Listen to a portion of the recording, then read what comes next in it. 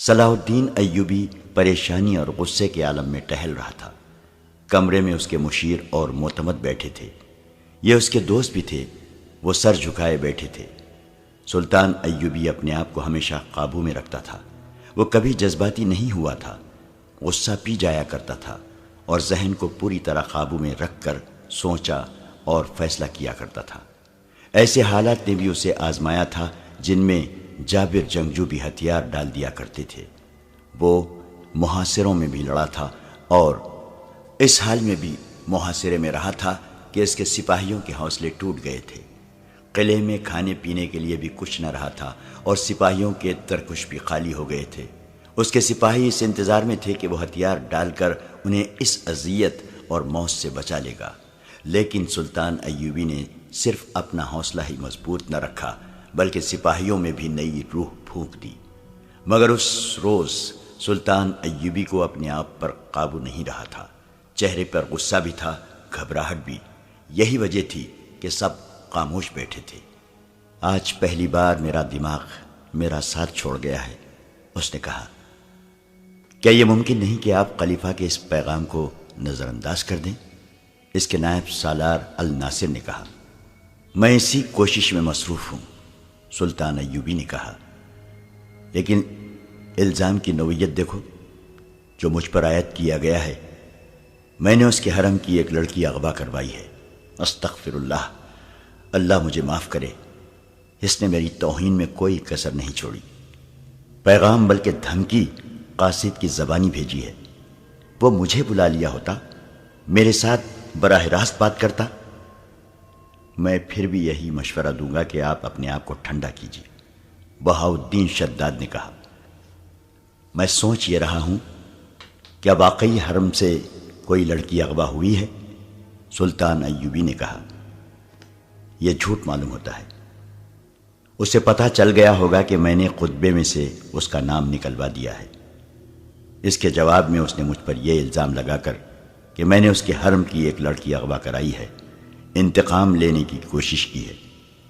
سلطان ایوبی نے عیسیٰ الحکاری فقیہ سے کہا، ایک حکم نامہ مصر کی تمام مسجدوں کے نام جاری کر دو کہ آئندہ کسی مسجد میں خطبے میں خلیفہ کا ذکر نہیں کیا جائے گا۔ آپ اس کے ہاں چلے جائیں اور اس سے بات کریں۔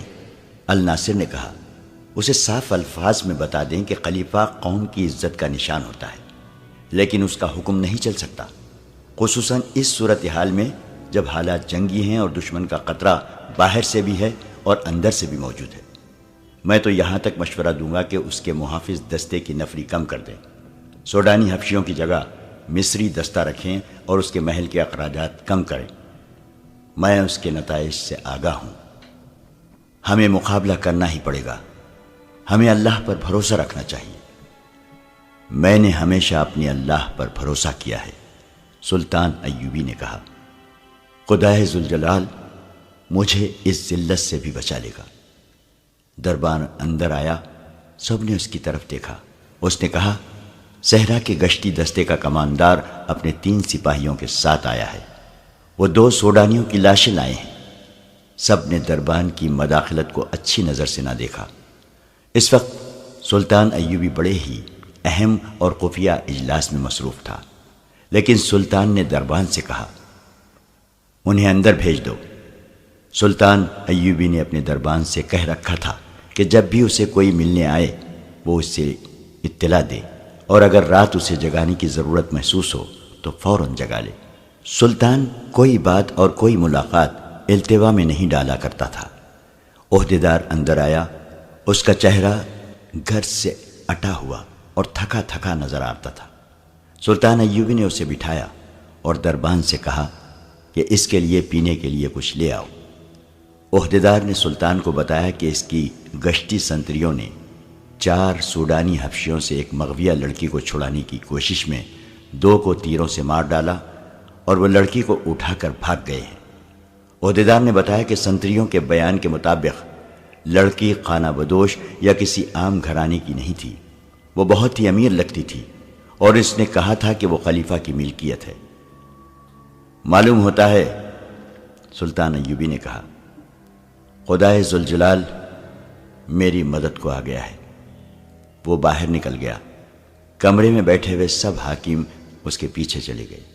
باہر زمین پر 2 لاشیں پڑی تھیں۔ ایک لاش پیٹ کے بل تھی، اس کی پیٹھ میں تیر اترا ہوا تھا۔ دوسری لاش کی گردن میں تیر پیوست تھا۔ پاس 3 سپاہی کھڑے تھے۔ انہوں نے امیر مصر کو، جو ان کا سالار اعلیٰ بھی تھا، شاید پہلی بار دیکھا تھا۔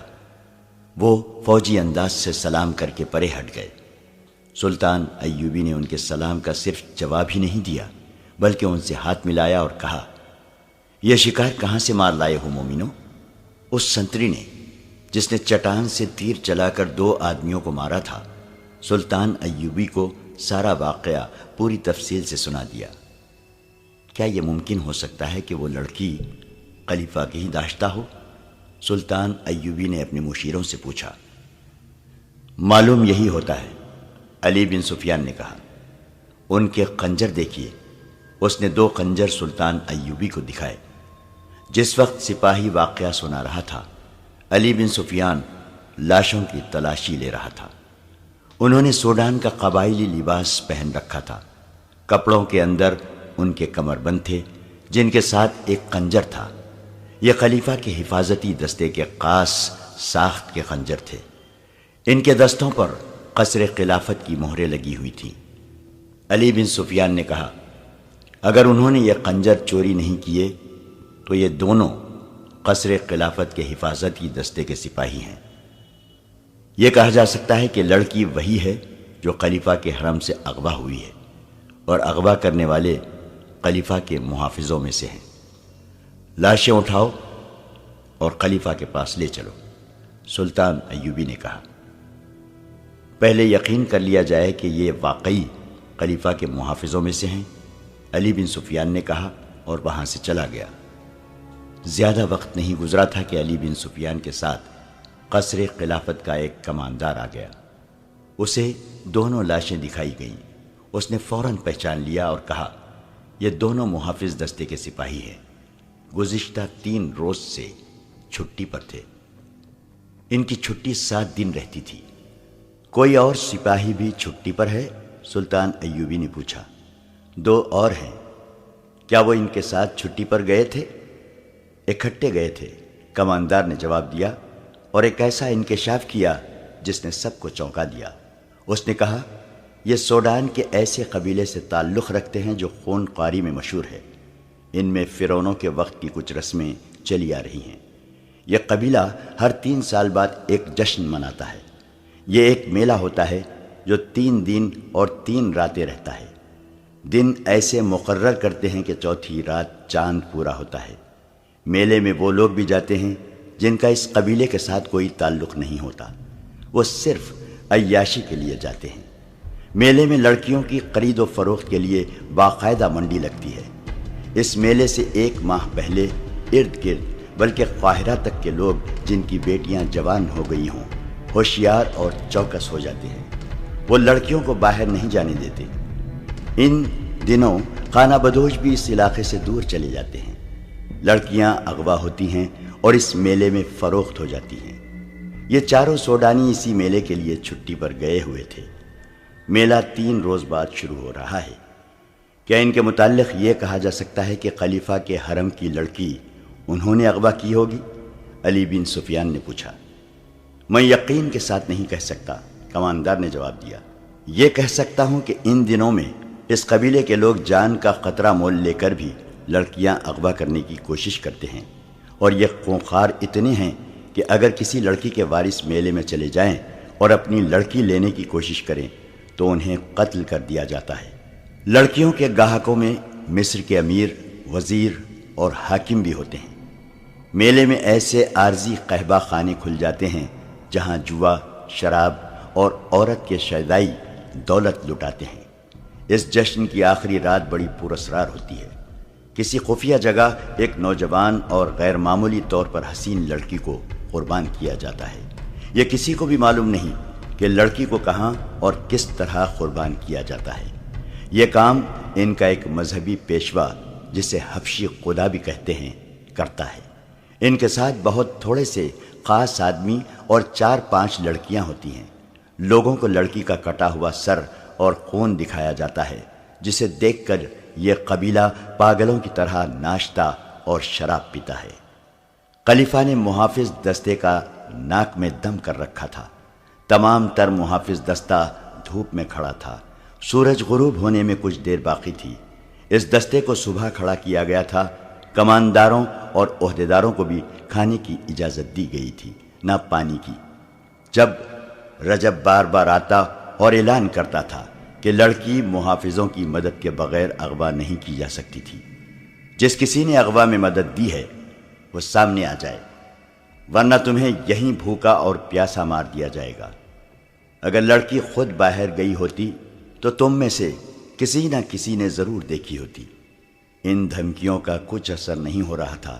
سب کہتے تھے کہ وہ بے گناہ ہیں۔ خلیفہ رجب کو ٹکنے نہیں دے رہا تھا۔ اس نے رجب سے کہتا تھا، مجھے لڑکی کا افسوس نہیں، پریشانی یہ ہے کہ جو اتنے کڑے پہرے سے لڑکی کو اغوا کر سکتے ہیں وہ مجھے بھی قتل کر سکتے ہیں۔ مجھے یہ ثبوت چاہیے کہ لڑکی کو صلاح الدین ایوبی نے اغوا کرایا ہے۔ رجب نے ہی اغوا کا بہتان سلطان ایوبی کے سر تھوپا تھا، مگر خلیفہ اسے کہہ رہا تھا کہ ثبوت لاؤ۔ رجب ثبوت کہاں سے لاتا؟ اس کی جان پر بن گئی تھی۔ وہ ایک بار پھر محافظ دستے کے سامنے گیا۔ غصے سے وہ باولا ہوا جا رہا تھا۔ وہ کئی بار دی ہوئی دھمکی ایک بار پھر دینے ہی لگا تھا کہ دروازے پر کھڑے سنتریوں نے دروازے کھول دیے اور اعلان کیا، امیر مصر تشریف لا رہے ہیں۔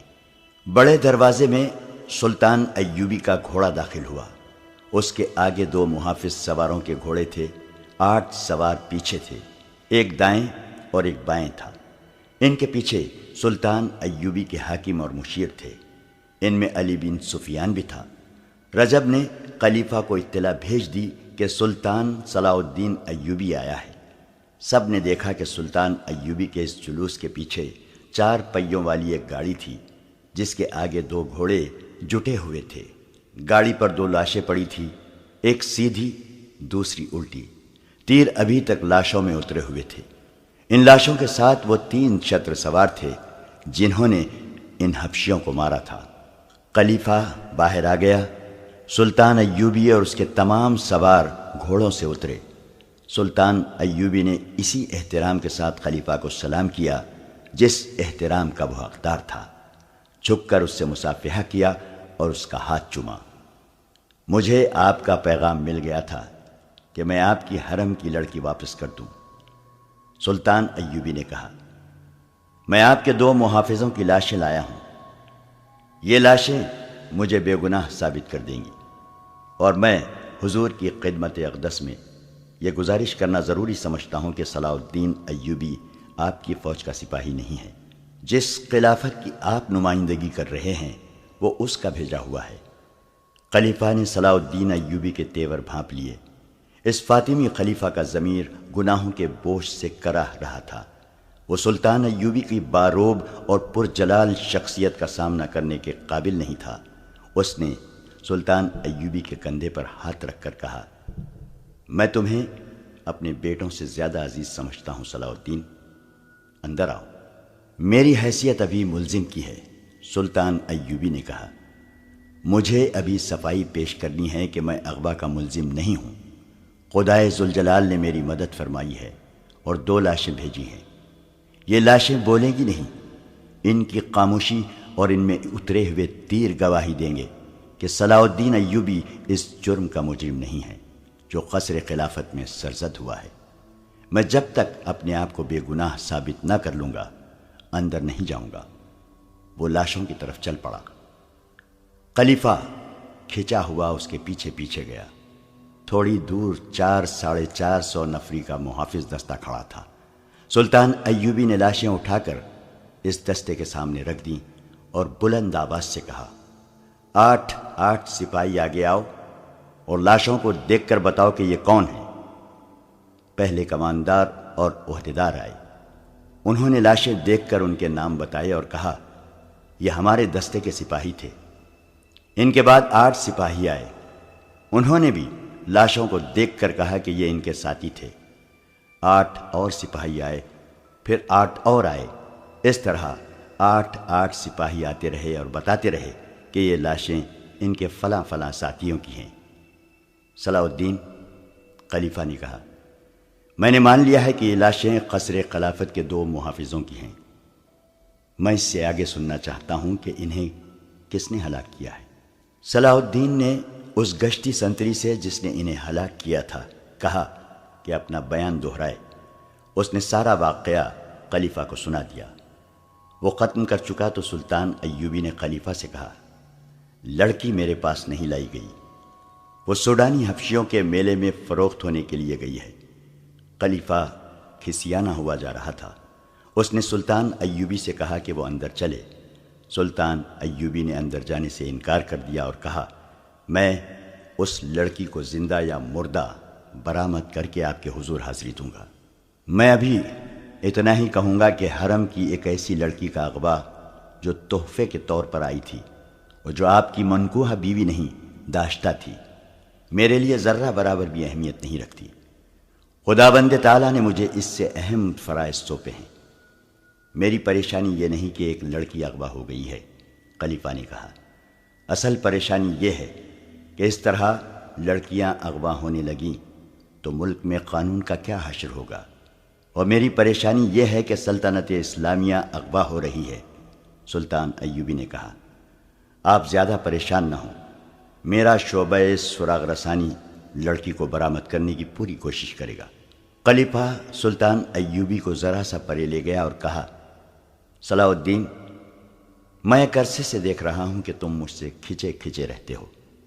میں نجم الدین ایوب سلطان ایوبی کے والد محترم کا بہت احترام کرتا ہوں، مگر تمہارے دل میں میرے لیے ذرہ برابر بھی احترام نہیں ہے، اور مجھے آج بتایا گیا ہے کہ جامع مسجد کے خطیب امیر العالم نے یہ گستاخی کی ہے کہ خطبے سے میرا نام ہٹا دیا ہے۔ مجھے رجب نے بتایا ہے کہ میں اسے اس گستاخی کی سزا دے سکتا ہوں۔ میں تم سے پوچھنا چاہتا ہوں کہ اس نے تمہاری شے پر تو ایسا نہیں کیا؟ میری شے پر نہیں، میرے حکم پر اس نے خلیفہ کا نام خطبے سے حذف کیا ہے۔ سلطان ایوبی نے کہا، صرف آپ کا نام نہیں بلکہ ہر اس خلیفہ کا نام خطبے سے ہٹا دیا گیا ہے جو آپ کے بعد آئے گا اور جو اس کے بعد آئے گا۔ کیا یہ حکم فاطمی خلافت کو کمزور کرنے کے لیے جاری کیا گیا ہے؟ خلیفہ نے پوچھا۔ مجھے شک ہے کہ یہاں عباسی خلافت لائی جا رہی ہے۔ حضور بہت بوڑھے ہو گئے ہیں، سلطان ایوبی نے کہا۔ قرآن نے شراب کو اسی لیے حرام کہا ہے کہ اس سے دماغ معوف ہو جاتا ہے۔ سلطان نے ذرا سوچ کر کہا، میں نے فیصلہ کیا ہے کہ کل سے آپ کے محافظ دستے میں رد و بدل ہوگا اور رجب کو میں واپس لے کر آپ کو نیا کماندار دوں گا، لیکن میں رجب کو یہاں رکھنا چاہتا ہوں۔ خلیفہ نے کہا، میں حضور سے درخواست کرتا ہوں کہ فوجی معاملات میں دخل دینے کی کوشش نہ کریں۔ سلطان ایوبی نے کہا اور علی بن سفیان کی طرف متوجہ ہوا جو 5 حبشی محافظوں کو ساتھ لیے آ رہا تھا۔ یہ 5 اسی قبیلے سے تعلق رکھتے ہیں۔ علی بن سفیان نے کہا، میں نے اس دستے سے مخاطب ہو کر کہا کہ اس قبیلے کے کوئی آدمی یہاں ہوں تو باہر آ جائیں۔ یہ 5 صفوں سے باہر آ گئے۔ ان کے متعلق مجھے ان کے کماندار نے بتایا ہے کہ پرسوں سے چھٹی پر جا رہے تھے۔ میں انہیں اپنے ساتھ لے جا رہا ہوں، لڑکی کے اغوا میں ان کا ہاتھ ہو سکتا ہے۔ صلاح الدین نے رجب کو بلا کر کہا، کل یہاں دوسرا کماندار آ رہا ہے، آپ میرے پاس آ جائیں گے، میں آپ کو منجنیقوں کی کمان دینا چاہتا ہوں۔ رجب کے چہرے کا رنگ بدل گیا۔